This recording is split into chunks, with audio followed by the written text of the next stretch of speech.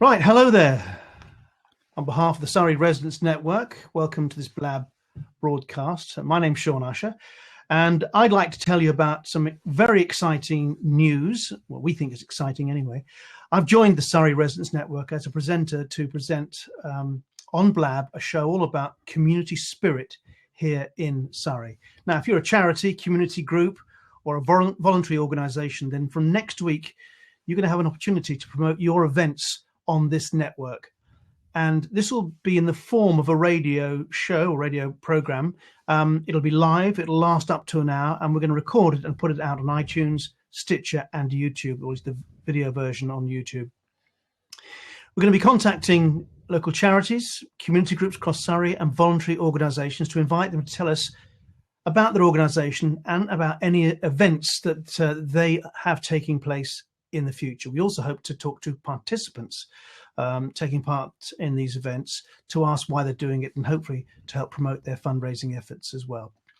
So this is my first blab, almost my first blab, it's especially for the Surrey Residents Network, and I've invited the founder of the network, Paul Deach, onto the show to talk about our plans for this, and he's going to navigate around the blab program with me, as this is my first time as presenter. For Paul, first of all, thanks for inviting me onto the network. Thank you, Sean. Thank you. It's great news for me. I'm looking forward to this. So tell us a bit about the network, how it came to be, and what are the aims of the network? Actually, what's really interesting about this is that the network has almost gone full circle, because when I started it back in 2003, the whole idea of it was to promote the best of Surrey, really. It started in Surrey Heath, which is a borough of Surrey. There are 11 boroughs in Surrey, Surrey Heath being one of them. And I started it really because, it occurred to me as somebody who, I suppose you could say, was heavily involved in the community. I'm the guy that set up the ambulance service first responders for Surrey Heath. And because I come from a sales and marketing background, it came naturally, really, for me to promote the aims and objectives of the responder schemes, right. Fundraise for them, and get volunteers. And these are all the kind of areas that voluntary groups, charities, and community groups struggle with, because they're so focused on doing what it is that their whole reason of existence is, that the marketing, the promoting themselves, the fundraising, they're the difficult things, and they really struggle. And the other thing is about raising awareness as well in the community, because, there are, particularly in the community we live in, Sean, a hell of a lot of community spirit. But I also find that almost on a weekly basis, I stumble across community groups, voluntary organisations, charities that I've never even heard of before. Because they're working quietly away in the background, not doing it for any recognition or anything like that. They just believe passionately in what it is that they're doing, but then fall into difficulties when maybe a key person drops out and they need to find, say, I don't know, as an example, a treasurer or a new chairman or a volunteer, whatever it may be. And then they find themselves in a situation where they've got no channels of communication. Interestingly, tonight I did a podcast. I won't mention the name of the organisation because I don't think it's fair. But if you go on the podcast channel, you won't find it hard to work it out. Who has no social media presence whatsoever? Don't know anything about social media, and the most successful organisations out there are using social media very, very effectively. So the point is that the network has almost gone full circle because I started it off for those groups. Right. And it's been very successful. I receive almost on a daily basis 2 or 3 requests from organisations. Can you promote this event for me? Can you promote that for me? Actually becomes quite overwhelming at times, the amount of requests that I get. But to keep the network going, I had to take on sponsorship. Of companies who are willing to sponsor the Residents Network. And that's been very successful. When I right. It off, I never imagined in a million years that it would actually make money, but it is now, which puts us in a very strong position and a nice position to be able to really go back to why it all started. Something I've always been very conscious of, to really help these groups in the community. This is how we're going to do it. Yeah. So this idea that we're talking about here is only the first part of expanding the actual network, because we're starting first of all with this this idea that we've come together to talk about, and and what we're talking about here, of course, is the community spirit. That's the first part. You've got bigger plans, I know, to do other things. You haven't got to talk about them now, but Sure. The idea is that we can give a lot of publicity. Your website, the Surrey Residents Network, been going a long time now. You get a lot of people coming to the site on a daily basis and a weekly basis, and you're doing good in the community, which is great. But I belong to a Rotary Club as an example, and we had a big event just this year, and we could not get the publicity for it. We tried, but there's only one or two papers locally, and we tried to get the publicity, and yet time and time again, not saying we didn't ever get publicity, we did, but there were times when we could have really promoted this much better if there were more options available to us. And this broadcast that we're going to be doing on a regular basis, this is going to give people an opportunity to get the message out there, isn't it? Absolutely. And, the thing is that there are a lot of media outlets out there in our community, the local newspapers, there's a couple of radio channels and all the rest of it, but, they're commercially driven. The beauty of the Residents Network is that it's not commercially driven. If I never had any sponsorship, because I have my own social media business, I'm doing okay. I don't need the sponsorship, to be honest with you. We're in a very unique position where, if we want to help local charities and community groups, we can, and we're in a position to do it. So let's do it. And that's what this channel is all about now. This show that you're going to host every week, we're going to invite people on, local charities, community groups, voluntary organizations, individuals. It might be someone who might be doing a charity tandem skydive for a charity that they feel very passionately about. They might be doing the London Marathon. We're going to shine light on those people and really delve down deep into why they're doing it, what's motivating them to do it, why they feel so strongly about the groups that they. But we're also going to offer support and practical advice to organizations like the charity that I interviewed tonight for a podcast, who have no social media presence. Well, we have those skills between us. That's what you and I do for a living.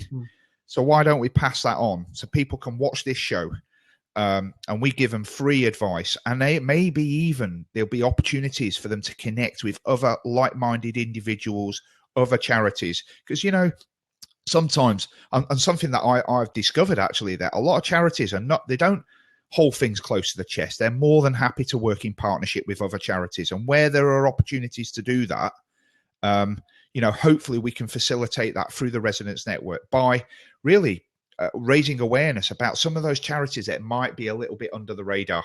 So we aren't actually looking for the really big organizations here. I mean, we could be talking to a local scout group, couldn't we? We're a local guide group or whatever it may. We're not looking for the big boys, although of course we will give them an opportunity. There are some big organizations throughout Surrey that also could do with a helping hand, especially with their social media presence. Sure. And you being an expert in that, I'm sure you can give them a lot of help.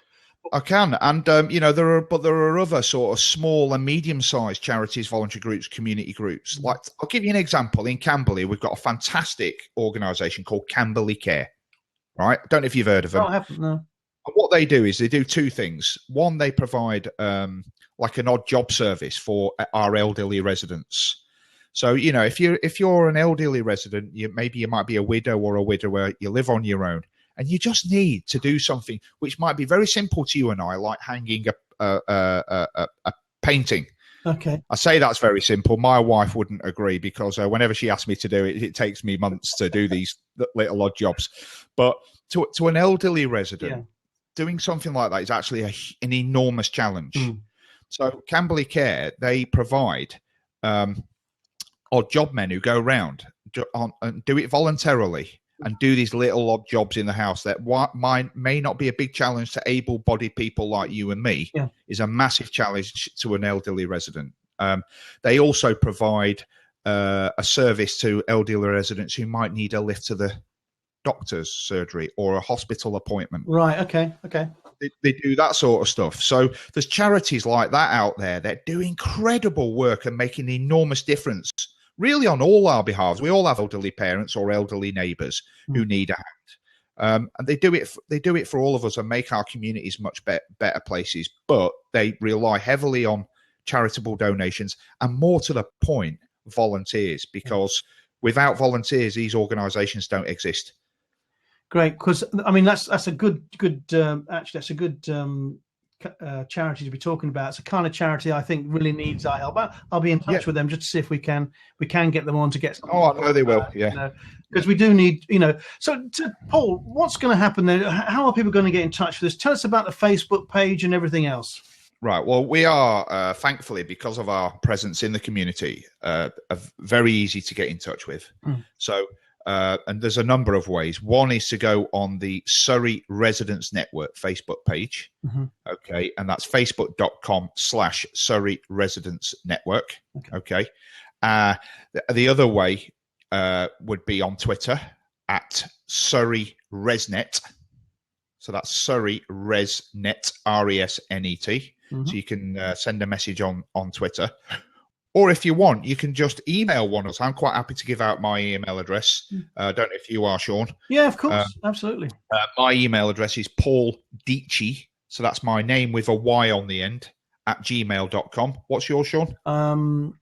Sean, SEAN, at Usher, USHER, media.co.uk. I mean, also on Twitter as well. Someone wants to reach out to me on Twitter, they can do with you too. Yeah. At Paul Deitch or at Sean Usher, our names, basically. And, we're both quite plugged into the community. People will get in touch with us. I happened to mention on my Facebook yesterday, so there's going to be some very exciting news very soon, particularly for charities, community groups, voluntary organisations in the Surrey area. Watch this space. And within minutes, quite a few people who follow me on Facebook who are such groups said, "Oh, what is it? What is it?" Really excited about it. Well, this is it. And get in touch with us. We'd love to feature you on our show, which is, like Sean said, once a week.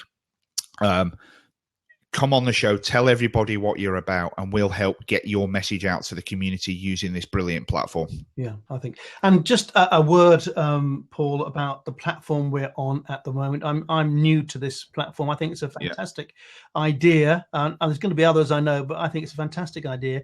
And for those that are watching this for the first time, we're on Blab, and there's 2 of us presenting, but you can have up to 4 people in total, isn't it? And, you can have up to 4 people. The beauty of it is, I've been on this thing all day today, actually. I've been doing quite a few blabs today with various things that I'm involved with. And, the beauty of it is that, first of all, it's live. So what we're doing is live, and potentially there can be any number of people, thousands. The one I was on today, there was over 100 people watching it live. But the beauty of it is, because of our podcast channel, people can listen to a replay, either an audio-only replay afterwards, or they can watch the video natively on Blab, or on the Surrey Residents Network YouTube channel. We'll upload the video of this afterwards. And the idea of that, actually, is that we're going to make it easy for people to share that content. So if they've appeared on the show and told everybody, all the Surrey Residents Network followers, about what they're doing, whether it be a marathon or a tandem skydive, or whether they belong to a charity or community group that they feel passionately about, or there's an appeal that they want to put out to the community.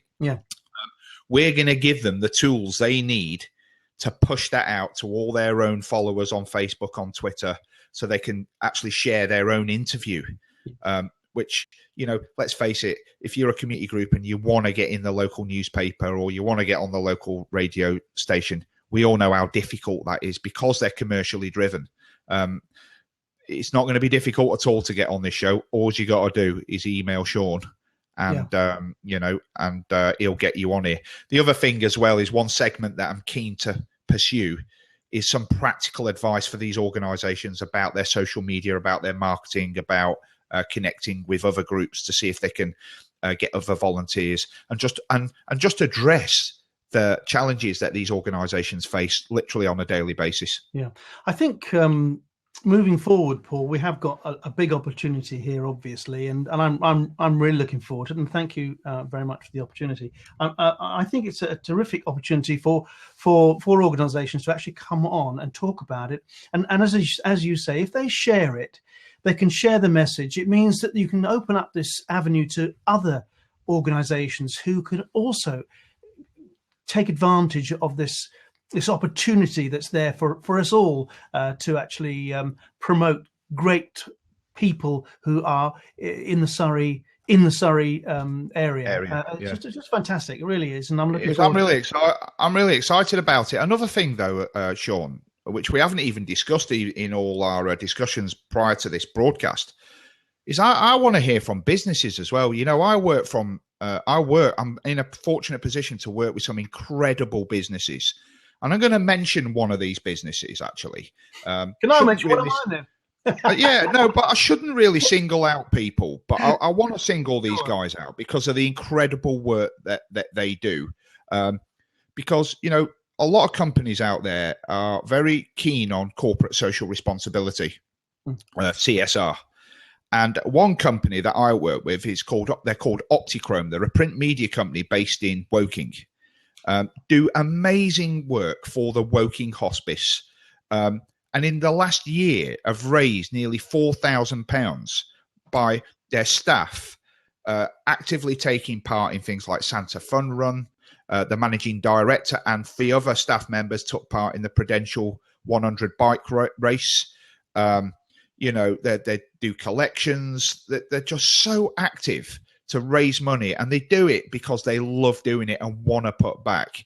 And, you know, I want to hear from those organizations as well. Come on the show. Tell us what you're doing in the community. Yeah, good idea. Because if you don't tell people what you're doing, no one else will. Yeah.